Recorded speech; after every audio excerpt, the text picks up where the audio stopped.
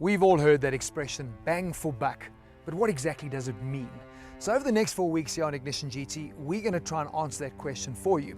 We've got together 4 sporty, performance-focused cars across a very wide price category, starting with the newly launched Toyota Yaris Sport, the insane, in-your-face Honda Civic Type R, the achingly beautiful Audi RS5, and then we drop the top on the 570S from McLaren. Beautiful cars. Not only are they going to be going on hot laps around the short circuit here at Red Star Raceway, but we're also going to be doing a couple of real world tests, 0 to 100 quarter miles, so we can actually see how they stack up against their natural competition.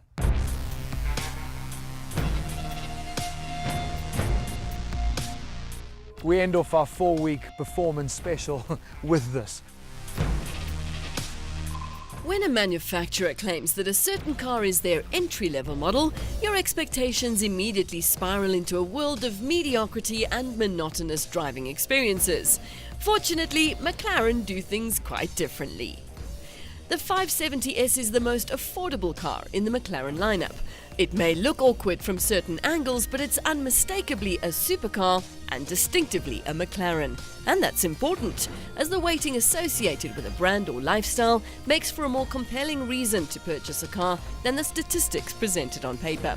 It's really what you're seen in that matters. And from that perspective, the McLaren, in particular the Spider variant we're testing, is that bit more unique.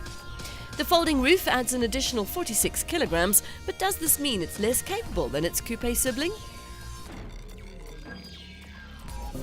Well, you certainly are going to attract a hell of a lot more attention when you rip the top off. I mean, that's what makes the Spider such an appealing car for the people that are the posers. But for me, who loves an engaging drive, as you heard, yes, it's 46 kilograms heavier, but seriously, when you've got 420 kilowatts under your right foot just waiting to eat up tar, 46 kilograms? Oh, come on, do me a favor, you're not even going to feel it.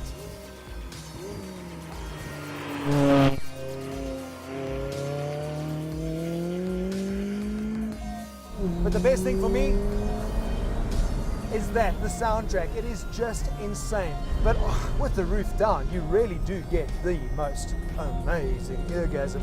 When McLaren said they wanted to make a entry-level car, none of us had a clue that it would be this good. This is probably the McLaren to buy from a pure, engaging driver perspective. It is the sort of car that would have made the 650S throw its dummy out the cot. And that's why the new 720, the big boy, has really become a bit of a game changer, because the two cars were so close. But what an unbelievable machine to drive. I think the bit for me as a driver that I love is the ability for this car to stop and turn. It is so stable under braking. But how much steering control you have just by modulating the throttle. It is a precision tool. There is no body roll. It is flat through the corners. Oh my goodness me. Do I have to get out? Yes, unfortunately, Marius, you do, as we have to see which one of these cars were the quickest from 0 to 100. As has been the case over the past 3 weeks, the McLaren and the Audi tussle for the lead, but the Brits gain one over the Germans as the 570S Spider reaches the 100 km/h mark in 3.2 seconds, which coincidentally is what McLaren's official figures state. The RS5 finished 1 second off Audi's claimed figure, while the Type R was 0.4 seconds off what Honda's test drivers were able to achieve. As Toyota hasn't released any acceleration times for the Yaris Sport, we'll have to go with our figure, which was a respectable 13.1 seconds. In order to maintain relevance of this test, we've stacked our figures of the 4 cars against statistics of their closest rivals, which was compiled by Mark Jones from True Speed. Britain again triumphs at the expense of the Germans, with the 570S claiming a resounding win over Audi's R8 V10+.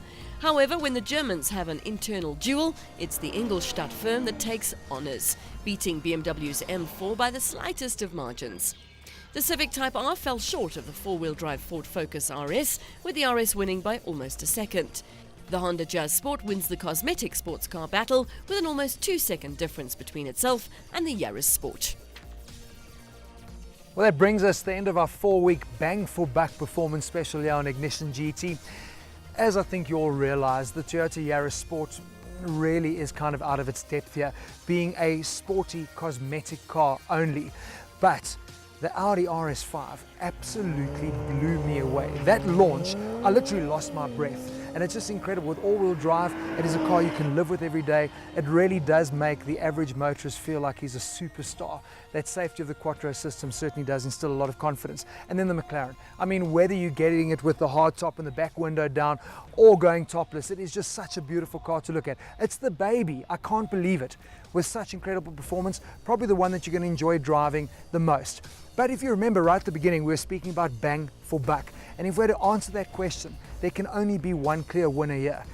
The Honda Civic Type R blew us all away in terms of its lap time. Yes, it was a little bit behind on the 0 to 100s because it just doesn't have the horsepower that the other cars do.